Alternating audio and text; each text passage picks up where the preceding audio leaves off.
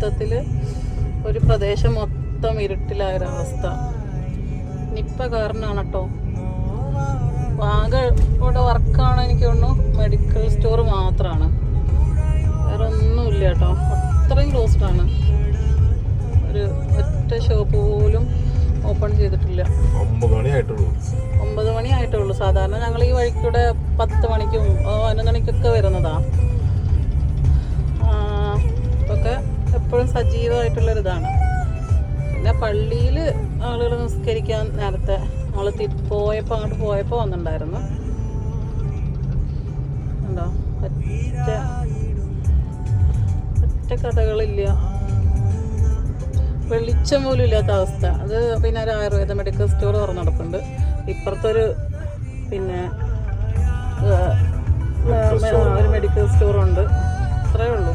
അതൊക്കെ എല്ലാം ക്ലോസ്ഡാ, ഒന്നും ഓപ്പൺ ഇല്ല.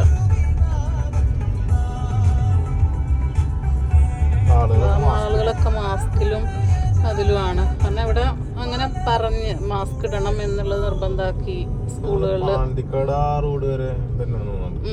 പിന്നെ ഇവിടെ എന്താ മീൻ മാർക്കറ്റൊക്കെ ഉണ്ടായിരുന്നു, എല്ലാം ക്ലോസ്ഡാ. മീൻ മാർക്കറ്റ്, ചിക്കൻ സ്റ്റോള് എല്ലാം.